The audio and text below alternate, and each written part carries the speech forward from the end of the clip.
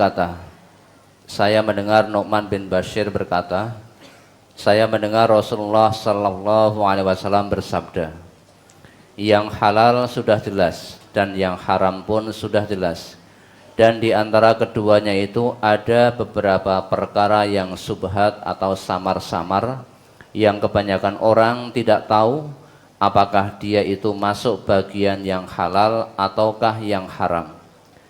Maka barang siapa yang menjaga diri dari yang samar-samar, berarti ia membersihkan dirinya untuk agama dan kehormatannya.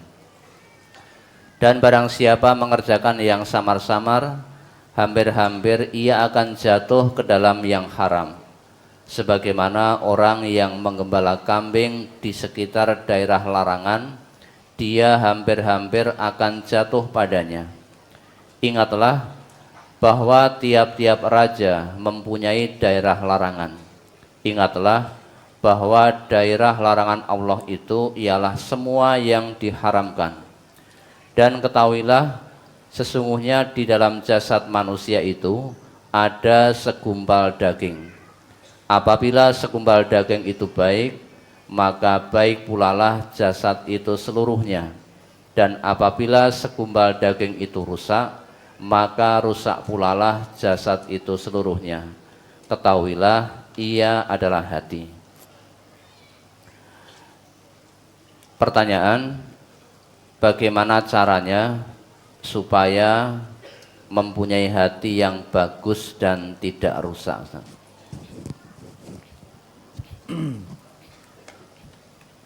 Hati yang dikatakan oleh Rasulullah menjadi penentu. Menjadi penentu. Kalau hati manusia itu baik, maka manusia itu akan jadi baik. Kalau hatinya rusak, rusak semuanya. Kalau hatinya manusia itu buta, tidak akan mengetahui kebenaran. Kalau yang buta itu mata di kepala ini, hatinya tidak buta, masih bisa melihat kebenaran, bisa mengerti kebenaran. Tapi kalau mata di kepala ini walaupun melihat, apa-apa bisa terlihat, tapi kalau hatinya yang buta, dia tidak bisa melihat kebenaran. Maka hakikatnya yang menjadi penentu adalah mata hati, bukan mata di kepala ini. Coba dibaca surat Al-Haji 46. Surat Al-Haji 46. Surat Al-Hajj nomor surat 22 ayat 46. A'udzu billahi minasyaitonir rajim. Afalam yasiru fil ardi fatakuna lahum qulubun ya'qiluna biha aw adhanun yasma'una biha fa innaha la ta'mal absar walakin ta'mal qulubul lati bis sudur. Maka apakah mereka tidak berjalan di muka bumi, lalu mereka mempunyai hati yang dengan itu mereka dapat memahami, atau mempunyai telinga yang dengan itu mereka dapat mendengar? Karena sesungguhnya bukanlah mata itu yang buta, tetapi yang buta ialah hati yang di dalam dada. Ya, yang buta itu hati yang ada dalam dada. Ya, maka yang buta mata hati, jangan diharapkan orang itu akan selamat. Kalau hanya mata di kepala ini masih menjamin kalau mata hatinya tidak buta, masih bisa melihat kebenaran. Ya, tapi kalau mata di kepala ini walaupun melihat apa-apa, tapi kebenaran yang tidak bisa dilihat. Oleh karena itu coba dikuatkan lagi ayat 72 surat Bani Israel. Itu lebih menentukan nih, surat Bani Israel atau surat Al-Isra 72. Surat Al-Isra nomor surat 17 ayat 72. Wa man kana fi hadhihi a'ma fahuwa fil akhirati a'ma wa adallu sabila. Dan barang siapa yang buta hatinya di dunia ini, niscaya di akhirat nanti ia akan lebih buta pula dan lebih tersesat dari jalan yang benar. Ada. Man kana fi hadhil a'ma fa huwa fil akhirati a'ma wa adallu sabila. Barang siapa yang di dunia itu mata hatinya buta, tidak bisa melihat kebenaran, besok di akhirat akan lebih buta lagi. Ya. Samping itu akan tersesat dari jalan yang lurus. Ya. Nah, maka bagaimana supaya hati tetap lurus, baik, menjadi hati yang baik tadi? Maka dibina, dicelup dengan Al-Quran. Dicelup dengan Al-Quran. Ya. Karena Al-Quran itu dikatakan Allah, obat hati itu Quran. Ya. Asyifa lima fis syudur. Jadi obat penyakit yang ada di dalam hati itu adalah Al-Quran. Maka kalau inginkan hati yang baik, yang lurus tadi ya, dibiasakan hati itu untuk membaca, mempelajari, memahami Al-Quran. Nanti hatinya akan sehat. Ya. Dibaca surat Yunus ayat 57 itu. Surat Yunus nomor surat 10 ayat 57. Ya ayyuhan nasu qad ja'atkum mau'izatum mir rabbikum wa shifaa'un lima fis suduri wa hudaw wa rahmatul lil mu'minin. Hai manusia, sesungguhnya telah datang kepadamu pelajaran dari Tuhanmu dan penyembuh bagi penyakit-penyakit yang berada dalam dada, dan petunjuk serta rahmat bagi orang-orang yang beriman. Ya, ya. Coba dibaca sekali lagi artinya. Hai manusia, sesungguhnya telah datang kepadamu pelajaran dari Tuhanmu dan penyembuh bagi penyakit-penyakit yang berada dalam dada. Ya, jadi ini manusia telah datang pelajaran dari Tuhanmu, maksudnya datang Al-Quran kepadamu. Nah, Al-Quran itu fungsinya asyifa lima fis syudur, obat penyakit dalam hati kita. Maka kalau hati itu bersih, sehat, ya, baiklah, manusia bukan baik. Tapi kalau hatinya itu rusak, berpenyakit, ya, rusaklah manusia itu. Penyakit hati yang ada di sini bukan kok lever, ya, sakit kuning, bukan. Penyakit hati isinya apa? Dengki, iri, sombong, ya, putus asa, ya, angkuh, itu semua sifat-sifat yang tercela. Kibir, syirik, nifak, itu semua perbuatan, itu sakit-sakit hati. Nah, kalau hati dipenuhi rasa kibir, syirik, sombong, bohong, dan sebagainya, sudah susah itu. Manusia nggak akan jadi baik. Nah, supaya menjadi baik, maka hati ini supaya selalu dicelup dengan Al-Quran, jangan dikotori. Ya, kalau sudah kotor, dituntun dengan Al-Quran, diobati dengan Al-Quran, itu nggak bisa. Maka harus dilatih terus. Dibacakan ayat-ayat Al-Quran, tidak tambah resik, tidak tambah jernih, tidak tambah penyakitnya. Jadi kalau hati ada penyakit, ya, tidak dibiasakan untuk memperhatikan ayat Quran, dibacakan Quran itu tidak bisa menerima, malah tambah sakitnya. Ya. Dalam Al-Quran ayat 10 Al-Baqarah juga gitu, ya. Fi qulubihim maradun fazadahumullah marada. Di dalam hatinya ada penyakit, ya. Dan Allah akan menambah penyakitnya itu. Maka kalau dibacakan ayat-ayat Quran, baca surat Tobat 125 itu kalau hatinya berpenyakit. Surat At-Taubah surat 9 ayat 125. Wa ammal ladzina fi qulubihim maradun fazadathum rijsan ila rijsihim wa matu wa hum kafirun. Dan adapun orang-orang yang di dalam hati mereka ada penyakit, maka dengan surat itu bertambah kekafiran mereka di samping kekafirannya yang telah ada, dan mereka mati dalam keadaan kafir. Kalau mati dalam keadaan kafir, tempatnya di mana? Pasti di neraka. Maka Allah firmankan, wala tamutunna illa wa antum muslimun. Ittaqullaha haqqa tuqatihi wala tamutunna illa wa antum muslimun. Takwalah kamu kepada Allah dengan takwa yang sebenar-benar takwa, tidak hanya takwa dalam ucapan saja. Takwa betul-betul dalam takwa, dalam perbuatan, hati takwa ya, perbuatannya pun menunjukkan ketakwaan pada Allah. Jangan sampai mati kecuali dalam keadaan tunduk patuh pada Allah. Ya. Illa wa antum muslimun, orang muslim itu hanya orang yang tunduk patuh kepada Allah. Orang muslim itu orang yang beragama Islam. Agamanya Islam, orangnya muslim. Ya. Nah, orang yang beragama Islam ini ya,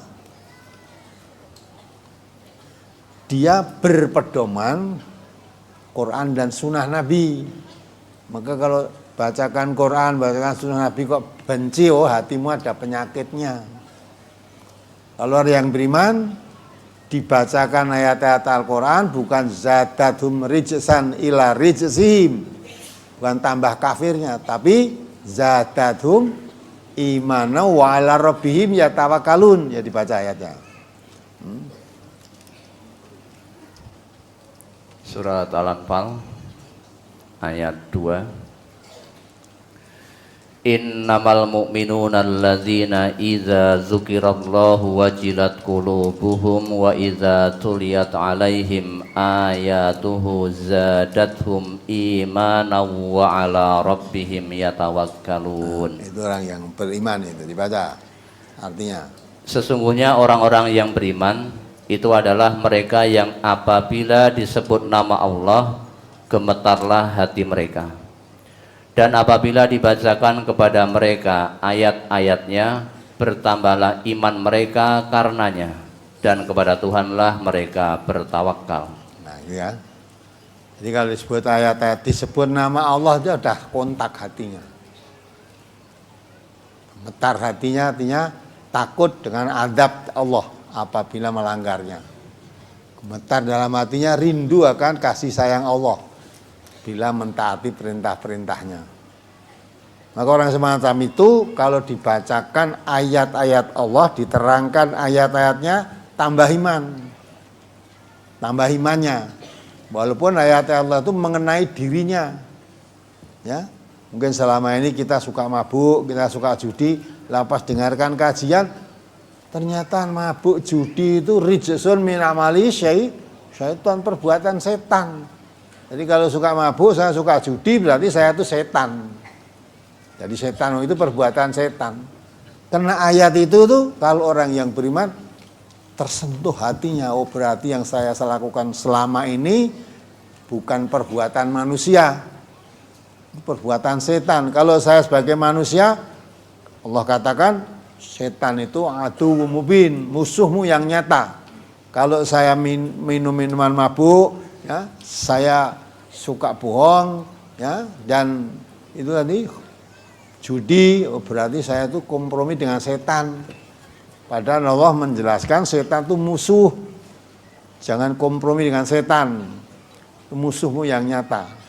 Nah, orang yang bertambah imannya dikenakan ayat itu tambah imannya, tambah senang, tambah mantap. Alhamdulillah, saya baru ngaji beberapa kali aja sudah ya dicuci. Ya, kelakuan-kelakuan saya yang nyimpang dari Quran sudah diterangkan. Mungkin masih banyak lagi perbuatan-perbuatan saya yang selama ini tidak saya sadari bahwa itu perbuatan setan, bahwa itu perbuatan yang dilarang oleh Allah. Dalam hadis tadi diterangkan ya, ya, tanah haram, tanah larangan Allah adalah apapun yang bentuk-bentuknya itu haram. Yang haram itu adalah larangan. Kalau Nabi mengatakan setiap raja punya tanah larangan. Ya. Maka kalau kamu menggembala binatang kok di dekat tanah larangan, bisa jadi nanti akan masuk ke dalam tanah larangan tadi, sehingga kamu kena sanksi dari sang raja yang punya tanah larangan tadi. Nah, kalau Allah, batasan-batasan larangan Allah semua yang haram. Maka yang halal jelas, yang haram jelas. Di antara yang halal dan yang haram itu ada yang subuhat, yang samar, ya, tidak jelas antara halal dan haramnya. Kalau kita melihat sesuatu yang tidak jelas halal dan haramnya, itu termasuk subuhat, itu lebih cenderung kepada yang haram. Maka kalau jelas halal, ya jelas. Yang haram jelas. Lah yang ragu antara halal dan haram itu lebih cenderung kepada haramnya. Maka jauhi itu. Nah, apapun yang diharamkan oleh Allah cetok. Yang dihalalkan jelas. Lah yang masih subuhat, yang masih samar ini, ya, karena samar baiknya bagaimana? Lebih selamat kamu tinggalkan. Karena yang samar-samar itu cenderungnya lebih berat kepada yang haram. Lebih yang haram. Maka dari itulah orang yang beriman dibacakan ayat-ayat Al-Qur'an makin mantap. Ya, makin mantap imannya, akhirnya apa? Wa 'ala rabbihim yatawakkalun. Kepada Tuhannya makin banyak ayatnya sekarang, makin bertawakal kepada Allah. Ini perlunya ngaji. Ya, kalau tidak ngaji tidak akan mengerti. Maka kembali pada sabda Rasulullah, kalau Allah menghendaki orang itu baik, difahamkan tentang agamanya. Kalau orang Islam kok tidak mau ngaji, tidak mau mempelajari kitab sucinya, ya, walaupun kamu mengaku Islam, tidak mungkin kamu jadi orang baik. Orang Islam tapi jahat. Kenapa kok jahat? Karena tidak mengerti kebaikan. Jahat itu jangan dikira jadi perampok, jadi pembunuh. Tidak hanya itu. Nabi kita mengatakan sibabul muslim fusukun. Ya. Wa qitaluhu kufrun. Ya. Menghina, mengejek, meremehkan seorang muslim itu fasik. Membunuhnya, memeranginya kafir. Nabi juga mengatakan bihasbi mri'im minasyarri ayyahqira akhul muslim. Cukup seorang itu menjadi jahat kalau dia meremehkan, merendahkan saudaranya sesama muslim. Meremehkan sesama muslim itu kejahatan. Maka jangan dikira yang jahat itu hanya perampok, membunuh orang. Bukan, kamu menghina saudaramu sesama muslim itu menjadi penjahat kamu. Nabi yang mengatakan itu. Mengapa? Karena hakikatnya saudara sama muslim itu saudaramu. Ya, kalau kamu meremehkan berarti kamu jahat kepada saudaramu, menjadi penjahat. Sama muslim harus saling kasih sayang, menjaga keselamatan. Maka kalau bertemu saling menjaga keselamatan. Afsus salam bainakum, tebarkan salam di antara kamu. Kalau kamu menghina, mengejek, meremehkan saudaramu muslim, kamu menjadi penjahat. Penjahat menurut pandangan Allah, penjahat menurut pandangan Rasulullah. Ya. Maka sama muslim tidak boleh saling ejek, mengejek, ya. Apalagi sampai membunuh, kamu masuk neraka nanti. Nah, kadang kurang diperhatikan. Kalau tidak paham tentang agama, justru banyak orang Islam yang menyakiti hatinya orang Islam, meremehkan, menghina. Ya. Yang balah katanya kitab sucinya Quran, kalau ada orang ngaji Quran benci. Makin banyak Quran dikaji, bukan makin zadathum imanan, tapi makin zadathum rijsan ila rijsihim. Jadi dengar orang ngaji, dirinya sendiri tidak suka ngaji, kalau ada orang ngaji pun benci. Mengharapkan syafaat dari Nabi itu. Ya, mengharapkan masuk surga, dia membenci Quran dikaji itu. Padahal Nabi kita mengatakan khairukum man ta'alamal Quran wa 'alamahu, kamu sebaik-baik kamu orang yang belajar dan mengajarkan Quran. Mafhumu khalafahnya kosok baline, ya. Kalau orang yang paling baik itu orang yang belajar dan mengajarkan Quran, maka orang yang paling jahat, paling jelek orang yang membenci ya Quran dikaji dan melarang orang yang mengkaji, itu paling jahat, manusia paling jahat itu. Hati-hati, maka Islam memang mudah diucapkan, mudah, tapi diamalkan ya harus perlu perjuangan, perlu kesungguhan, dan perlu pengertian. Kamu sungguh-sungguh kalau tidak mengerti, bagaimana untuk sungguh-sungguh ngerti aja tidak. Nah, untuk mengerti agama, Quran atau Sunnah ini harus jalannya harus ngaji. Bagaimana kamu bisa paham, mau ngaji aja nggak suka, ya, dengan orang ngaji aja nggak suka, bagaimana bisa paham? Maka Nabi mengatakan akan datang suatu zaman, Islam itu tinggal namanya. Sayati ala nas zamanun la islama ilasmuhu, akan datang suatu masa kepada manusia, Islam itu tinggal namanya. Ngakunya Islam, identitasnya Islam, tapi perilakunya kafir, lakunya munafik, lakunya fasik. Nah, maka itu buta mata hatinya. Maka wa man kana fi hadhil ama, siapa yang mata hatinya buta di dunia ini, di akhirat nanti lebih buta dan tersesat jalan. Na'udzubillah, maka kita harus hati-hati. Nah, supaya hati kita baik, menjadi hati yang baik, menjadi penentu tadi kan, dibina, terus dicuci dengan Quran. Karena Quran itu obat penyakit hati. Ya. Tidak bisa kamu tanpa hatinya sakit tanpa diobati Quran. Nah, kalau diobati Quran sudah mental, tidak mau, wah sudah. Yang dikatakan oleh Allah itu, ya, itu hatinya keras. Dah, sampai dikatakan oleh Allah, sumum bukmun omyum fahum layarjun. Jadi orang yang tuli bisa, buta tuli bisu dan buta, nggak bisa kebenaran. Nah ini orang yang begitu itu orang yang tidak bersyukur.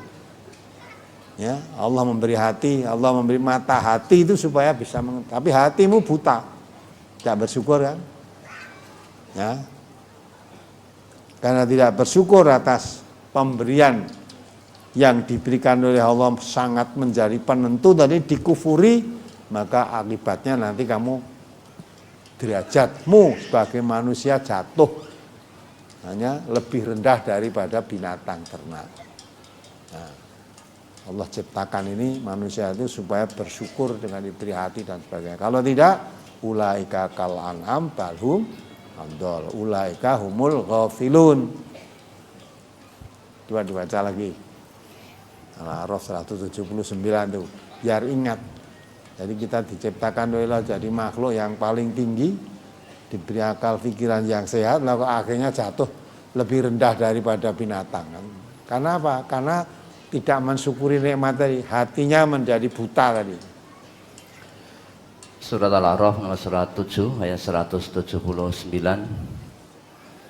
Walaqad zara'na li jahannama katsiran minal jinni wal ins lahum qulubun la yafqahuna biha wa lahum a'yunun la yubsiruna biha wa lahum azanun la yasma'una biha ulaika kal an'ami bal hum adall ulaika humul ghafilun.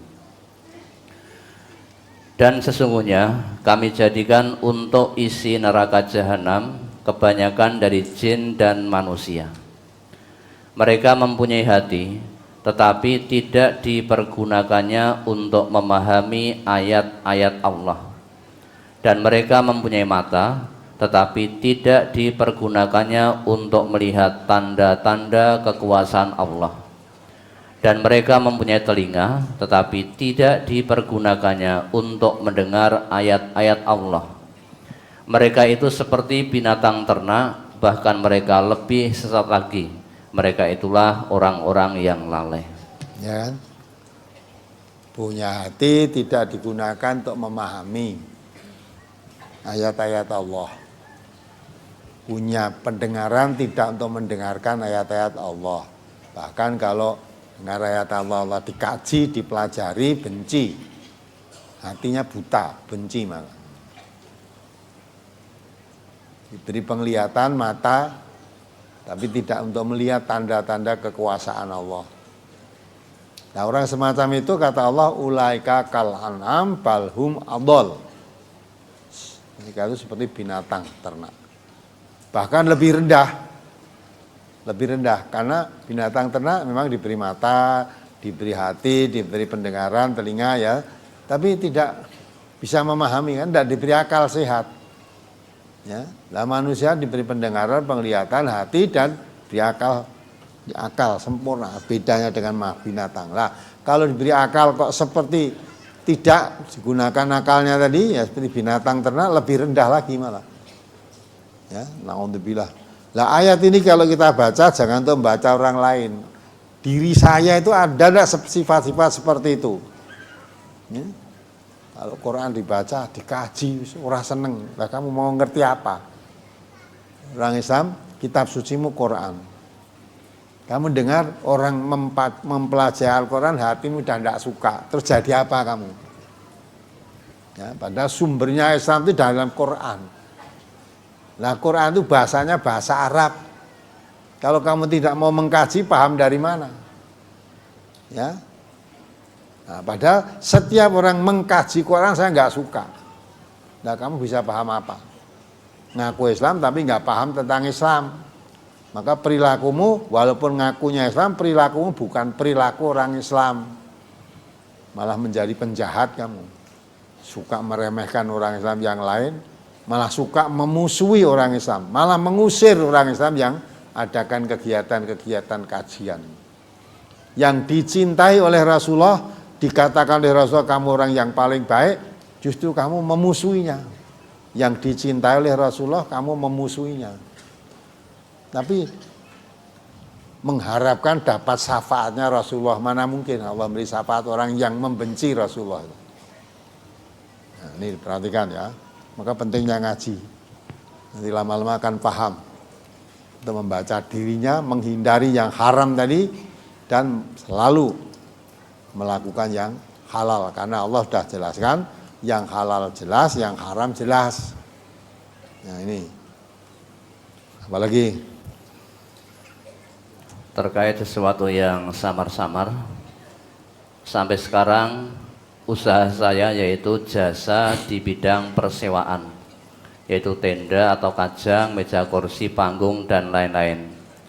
Sedang orang yang menggunakan atau menyewanya bermacam-macam, memanfaatkan atau menggunakannya misalnya untuk pernikahan, tapi di situ juga untuk judi atau kemaksiatan, bahkan kadang-kadang untuk kemusyrikan.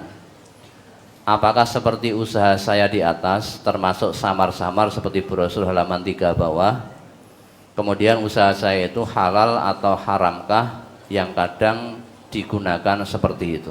iya, itu samar-samar itu. Kalau nyewa kajang, nyewa untuk itu, untuk pengajian ya jelas itu halal. Tapi untuk judi berarti kamu menolong orang judi. Sedang Allah mengatakan ta'awanu 'alal birri wa taqwa wa la ta'awanu 'alal itsmi wa 'udwan. Boleh tolong menolong itu dalam kebaikan dan mengarah kepada takwa. Lalu kalau kamu tolong menolong kepada dosa dan permusuhan, haram. Tidak boleh itu. Ya. Padahal judi itu dikatakan Allah rijsun min amali syaiton. Ya. Terus kamu pinjami ben ngiyup neng kono. Dan udan iki nek nek sudah bubar ya pakai tenda saya. Ya. Nah, begitu kan? Maka nek iso ya tenda boleh nyewakan, tapi dipesan. Ini khusus untuk yang baik-baik aja ya. Kalau untuk judi nggak boleh. Atau yang apalagi mengandung kemusyrikan nggak boleh itu. Ya, dan nanti rapayu. Ya, nanti payune malah payu sing bener-bener sing apik-apik kuwi. Kita arang-arang payu, tapi karena itu perintah Allah begitu, dari yang halalan thayyiban insyaallah walaupun jarang payu ning berkah. Berkah cukup. Tapi kalau yang didapat dari yang haram-haram itu walaupun dapatnya banyak tidak berkah, tidak akan mencukupi. Ini ngerangsang kurang terus itu.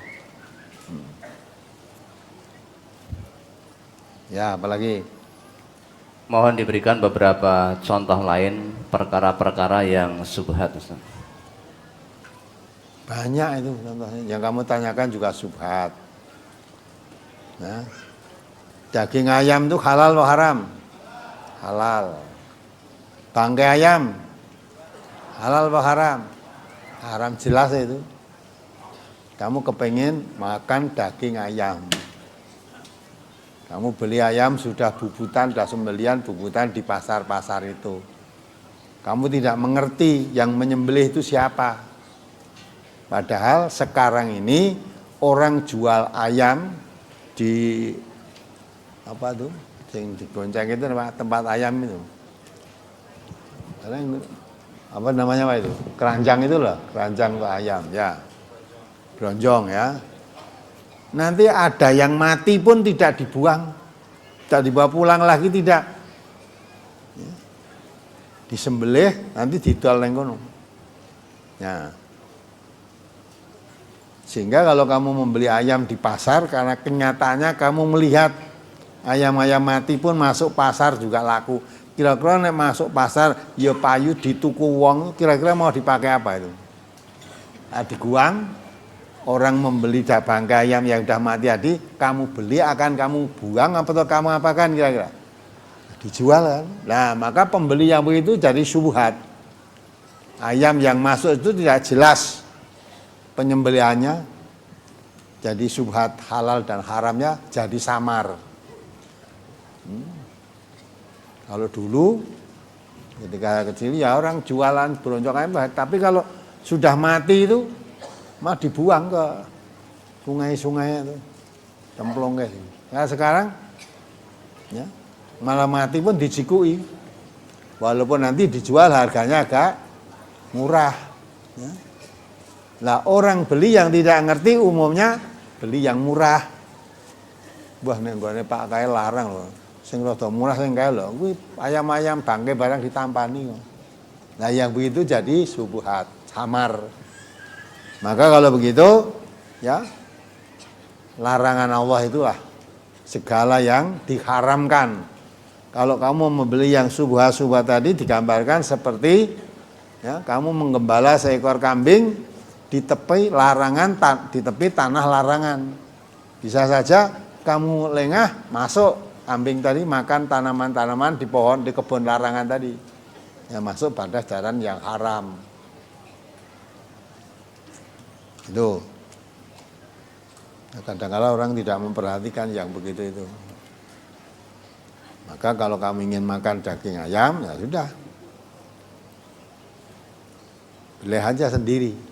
Atau kamu yakin hakulnya ayam itu memang orang muslim betul-betul tidak mau bangkai dan menyembelihnya sendiri. Walaupun bukan bangkai, kalau penyembelihannya bukan orang Islam, ya haram dimakan. Ya, ayamnya halal, disembelihnya bukan, disembelihnya pun juga halal. Memang kalau ayam mau dimakan, nah disembelih dulu. Nah, sekarang siapa penyembelihnya? Yang menyembelih itu orang Islam atau bukan? Kalau bukan orang Islam tidak halal. Walaupun yang menyembelih itu orang Islam, tapi yang disembelih tadi ayam sudah mati baru disembelih, ya haram. Maka beli itu yang bayin saja, halalu bayinun, yang jelas halal itu aja yang kau beli. Yang kamu ragu, tidak usah dibeli. Ya apalagi? Saya mempunyai saudara yang pekerjaannya berjualan daging ayam. Saudara saya mendapatkan daging ayam dari tempat penyembelihan ayam. Ayam disembelih sendiri oleh saudara saya, tetapi proses pencabutan bulu dititipkan pada tempat penyembelihan. Saudara saya insya Allah salatnya rajin, sedangkan di tempat penyembelihan ayam tidak semua karyawannya salat. Dalam proses pemanasan ayam untuk cabut bulu, air panasnya tidak dipisahkan antara yang disembelih saudara saya dengan yang disembelih oleh karyawan tempat penyembelihan ayam. Beberapa hari kemarin, saudara saya menyampaikan ke saya bahwa ada yang mengatakan bahwa daging ayamnya menjadi tidak halal atau haram untuk dimakan karena airnya dicampur saat pencabutan bulu. Apakah benar daging ayam tersebut menjadi haram, Ustadz? Mohon penjelasan. Itu ndak usah kamu tanyakan itu. Tukang menyembelihnya di tempat penyembelihan tadi ada yang sholat, ada yang tidak sholat. Belum sampai kepada air tadi dah kamu misalkan ini beliane wong salat, kau sing ora salat apa ngerti kowe? Nah, yang tidak sholat tadi menyembelihnya ya tempat leher, ya. Yang sholat ya di situ. Sekarang 2 ayam disembelih, satu oleh orang yang sholat, yang satu tidak sholat. Setelah disembelih diletakkan di situ, apa kamu bisa membedakan sembelihannya wong salat di sing ora salat di? Tidak bisa kan? Jadi nek sembelihane wong salat itu terus nang kono gurune ana tulisannya Bismillahirrahmanirrahim. Enggak ada. Semua sama. Bahkan menyembelihnya pun pesonya sama, ayam yang disembelih ya dari ternak yang sama, pesonya sama. Mung beda menyembelih penyembelihannya orangnya. Jadi haram. Enggak usah sampai ke bubutan wulu sik, penyembelihan kuwi wis ora. Tidak bisa kamu bedakan. Ya. Nah, di tempat penyembelihan bulu tadi kan sudah kamu pikirkan untuk mencabuti bulu itu harus dipanasi dulu. Itu pun harus diperhatikan. Kalau penyembelihan ayamnya banyak, ben gampang kadang kalau urung mati cemplunge nggon panas, air panas tadi. Ya, cemplungnya air panas, nek ngenteni matine sik kesuwen padahal mbubuti akeh engko.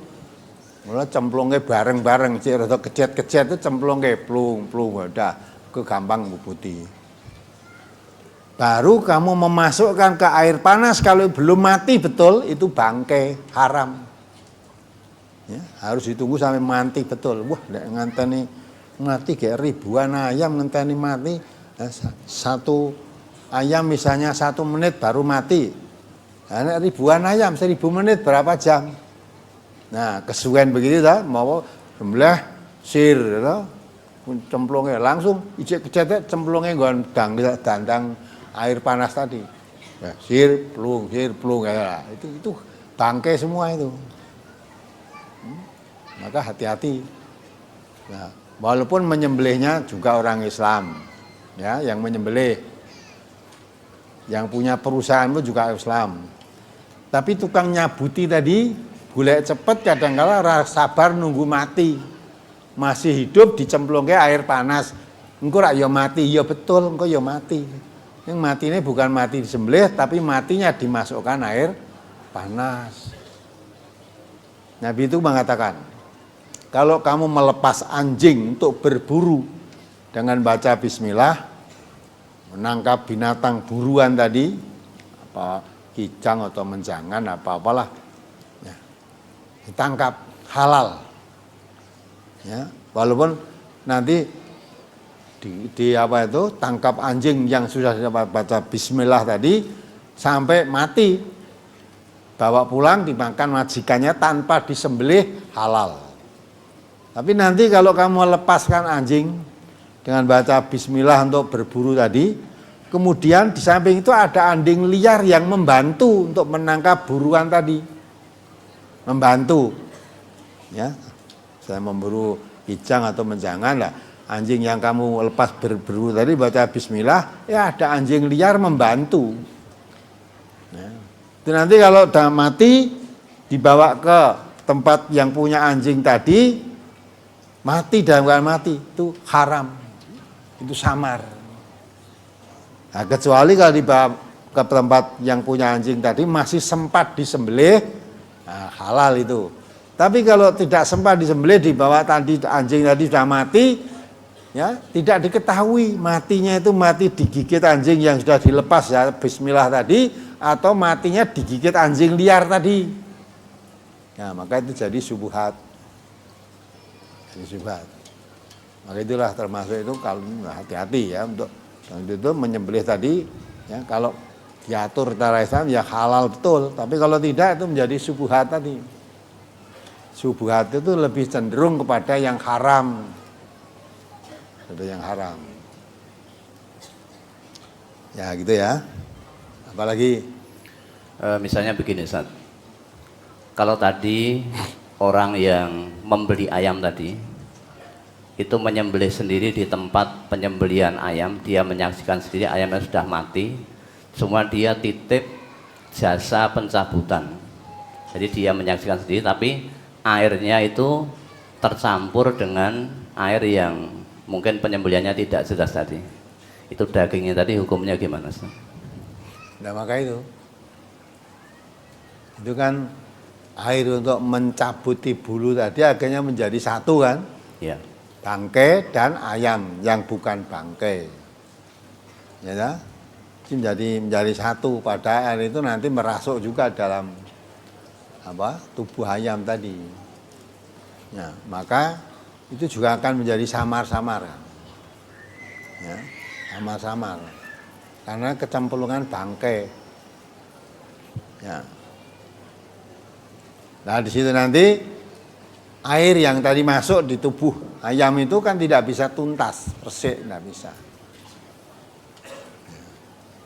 Kecuali kalau tadi cabuti tadi memang airnya bisa dibersihkan betul, kan tidak dicabuti bulu terus dimasak itu ya tidak kan, dicuci dulu, bersihkan dulu, dicuci, lalu dipecahi dipotong-potong lah air yang tercampur dengan untuk mencabuti bulu tadi yakin bersih betul ya tidak masalah dan bersih bisa hilang, dicuci lah ibaratnya barang najis tadi dicuci bisa bersih tidak masalah. Nanti terus untuk dimasak kan sudah bersih dari campuran air-air yang menyatu tadi. Tidak terus dimakan kan? Nah, yang dimakan itu ini beda. Ya. Ada yang di ayam yang halal dengan bangkai. Ini masaknya bareng. Dimasak kuah atau apalah bareng. Kalau masaknya bareng di situ susah dipisahkan. Walaupun kamu masak bareng tadi 1 kilo ya, daging halal campuri 1 on daging haram. Yang 1 on itu jadi halal apa yang 1 kilo jadi haram? 1 kilo jadi haram. Jadi tidak bisa mung sithik ora apa-apa. Sithik itu bisa menjadikan rusak semua. Karena nilas titik rusak susu sebelanga kan gitu kan. Tapi kalau tadi hanya mencampur apa itu? Mencabutinya karena yang diutamakan bulunya. Ya, dan itu ketika dicabuti bulunya itu ayam itu masih utuh hanya sembeliannya saja. Nah nanti kalau sudah bulunya tercabut pasti dicuci lagi. Ya, ayam yang mau dimasak pun dipotong-potong. Nah, kemungkinan besar kalau sudah dipotong-potong dicuci lagi, nah bekas cucian yang tempat mencabuti bulu tadi bisa hilang. Bisa hilang. Karena bekas pencabutan bulu tadi tidak dijadikan alat untuk masak, dimakan tidak, dibuang. Masih dicuci berapa kali, lah dicuci itu hilang. Nah, baru nanti diganti air untuk masak yang dimakan tadi. Nah, gitu. Ya, apalagi? Di halaman 5, hadis yang di tengah. An Abi Sa'idin 'anil Nabiyyi sallallahu alaihi wasallam qala at-tajirus saduqul aminu ma'an nabiyyina was-siddiqina wasyuhada rawahu Tirmidzi. Dari Abu Sa'id Al-Khudri radhiyallahu an, dari Nabi sallallahu alaihi wasallam beliau bersabda, pedagang yang jujur lagi menjaga amanat akan bersama-sama Nabi, orang-orang yang jujur dan orang-orang yang mati syahid. Pertanyaan, kenapa pedagang yang jujur dan amanat akan bersama-sama Nabi, orang-orang yang jujur dan orang-orang yang mati syahid? Ustaz. Kok kamu tanyakan kenapa ibu ya? Yang mengatakan itu siapa toh? Yang mengatakan siapa tadi? Nabi. Lah nek sing ngomong aku no kowe iso kok kenapa kok kamu ngambil di sini? Yang ngendika itu Nabi. Ya, orang jujur. Sebab orang jujur mesti wong Islam. Enggak ada orang Islam jujur itu enggak ada. Tidak Islam jujur itu tidak enak. Wis to kowe ngomong apalagi wis sok ngomong ki sanajan Islam ning ora jujur. Tapi jangan kafir jujur banget iki. Ya, jujur banget. Akhirnya gue milih yang kafir, sebab ini jujur. Orang Islam itu harus yakin, tidak ada orang kafir jujur itu enggak ada. Ya, baru jadi kafir aja sudah khianat.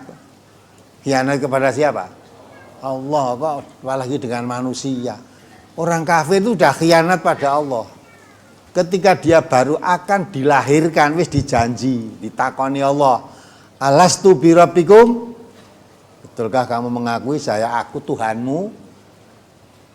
Semuanya dulu menjawab apa? Qalu bala syahidna. Betul ya Allah, engkau Tuhanku. Nah, engkau Tuhanku. Maka dilahirkan di dunia, semua diberi modal oleh Allah fitrah. Fitrah itu artinya siap beragama Islam. Nah sudah. Siap beragama Islam dan mengakui Allah sebagai Tuhannya, akhirnya jadi kafir, berarti kan sudah tidak bujur, bohong itu, bohong. Allah aja dibohongi, apalagi manusia. Kita nggak percaya. Nah, maka itulah orang yang jujur itu mesti orang Islam.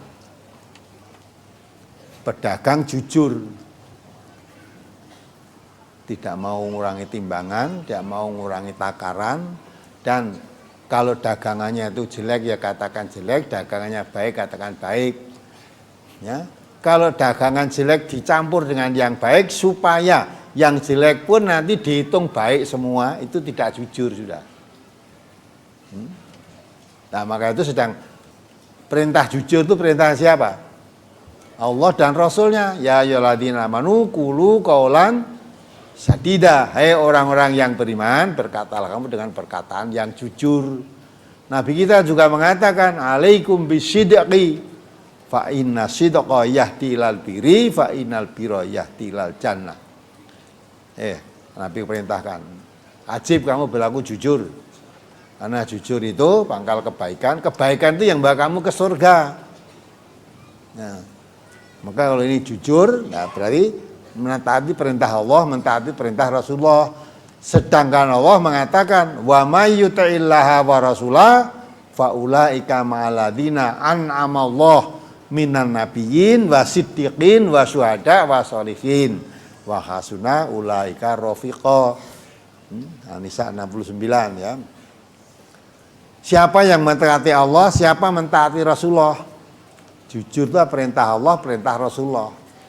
Maka orang yang mentaati Allah, mentaati Rasulullah nanti akan bersama. Ya. Beri nikmat oleh Allah akan bersama para siddiqin, para nabi ya, nabiyina wa siddiqina wa syuhada wa sholihin. Ya. Wa may yuti'illah wa rasulah fa ulaika ma'alladzina, orang yang taat pada Allah dan Rasul, mereka akan bersama ma'alladzina pada siapa?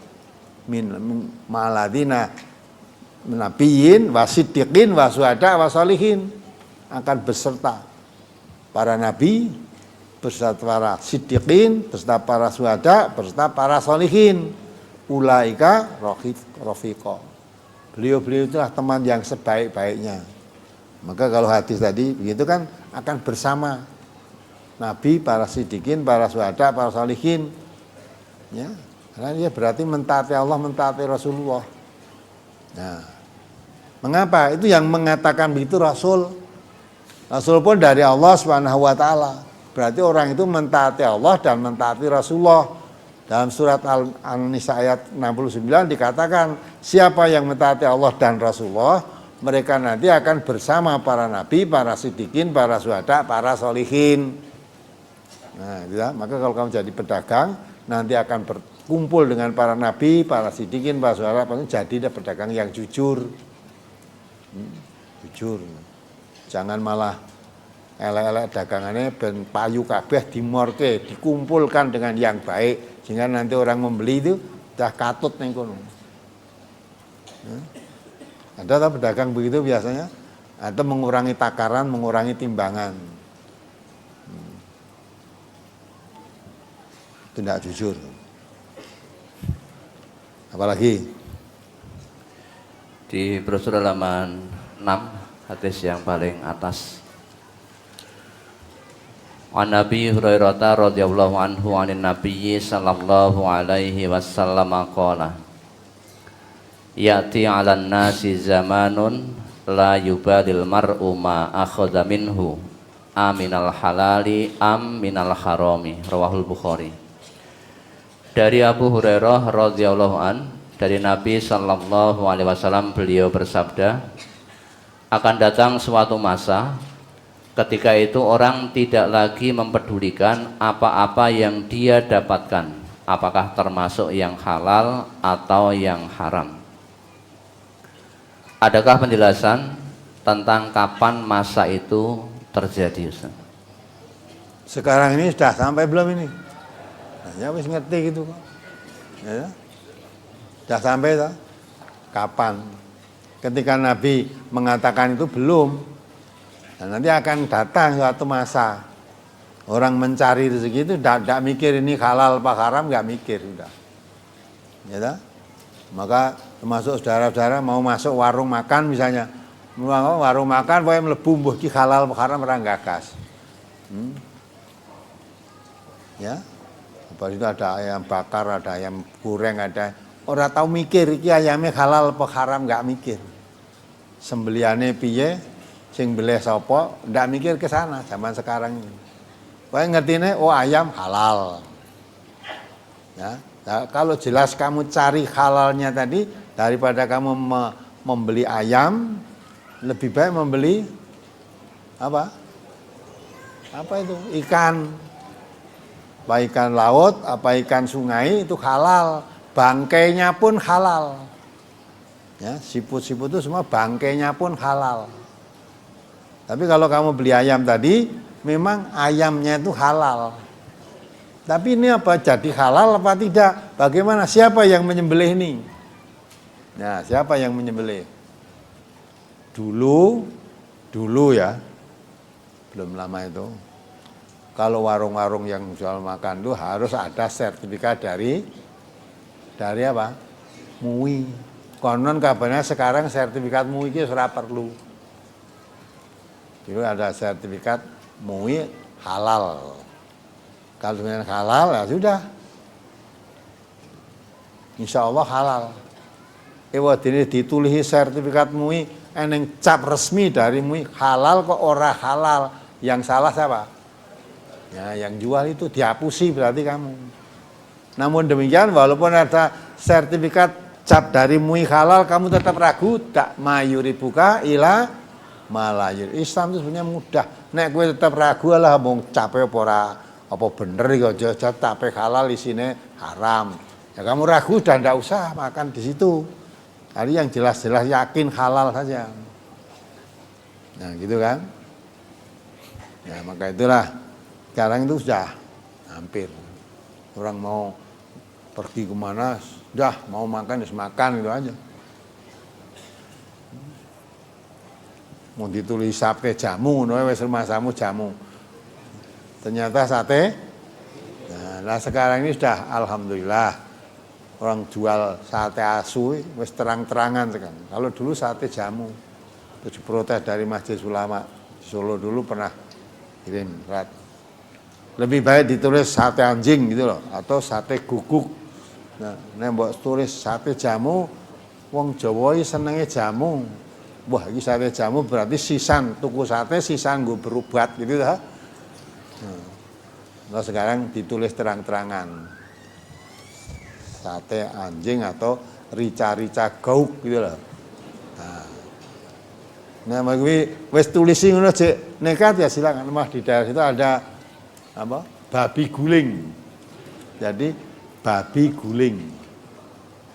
Nah, ditulisi babi barang kok jeneka jajan ya silahkan, memang ya tidak dipaksa kok. Nek wong Islam melu tuku babi entuk lah. Entuk apa ora? Aja dikon entuk orane, itu diragukan jane Islam tenan apa ora gitu loh. Islam tenan apa ora. Memang jual daging babi to, babi guling sapa entuk tuku? Islam ya entuk tuku, wong dodol masa ditekoni kowe wong Islam apa du? Ndak. Siapa yang beli di situ, apa kamu Islam, apa Hindu, apa Buddha, apa ladeni kabeh. Lah nek wong Islam tuku sate babi, lah itu aja entuk apa ora. Kuwi wong Islam tenan apa udu gitu. Nek wong Islam ya bangetan sing ora ngerti tentang Islam, mula perlu ngaji. Nek ora wong Islam merasa diurus, wong Islami makannya seperti makan binatang. Coba dibaca surat Muhammad ayat 12 itu. Semua itu sudah diterangkan dalam Quran. Surat Muhammad nomor surat 47 ayat 12. Innallaha yudkhilul ladzina amanu wa 'amilus solihati jannatin tajri min tahtihal anhar walladzina kafaru yatamatta'una wa ya'kuluna kama ta'kulul an'amu wan naru maswal lahum. Ya, perhatikan itu, artinya betul-betul perhatikan. Sesungguhnya Allah memasukkan orang-orang yang beriman dan mengerjakan amal soleh ke dalam surga yang mengalir di bawahnya sungai-sungai. Ya, orang yang beriman dan beramal soleh masukkan ke surga. Orang yang beriman dan beramal soleh tentu makannya tidak seperti ya pada umumnya orang. Memperhatikan, karena orang yang beriman itu Allah perintahkan ya ayyuhan nas kulu mimma fil ardi halalan thayyiban. Ya, maka nas itu manusia, tapi manusia yang beriman lain. Perintahkan oleh Allah makannya apa yang ditumbuhkan Allah di bumi ini yang halal dan yang baik. Wala tatabi'u khutuwati syaiton, jangan ikuti langkah-langkah setan. Kalau setan itu makan nggak perlu bikin halal atau haram. Nah, pada arti berikutnya terus dibaca. Dan orang-orang yang kafir itu bersenang-senang di dunia dan mereka makan seperti makannya binatang-binatang. Nah, lihat, orang kafir itu senang-senang di dunia. Makannya seperti binatang-binatang. Makan seperti binatang-binatang itu bukan kalau makan rumput. Ya, karena kambing makan rumput, bukan. Ya, terus makan tikus, bukan. Makanya seperti binatang-binatang itu maksudnya makannya tidak peduli halal atau haram. Yang penting ada seleranya mau, seneng, udah makan.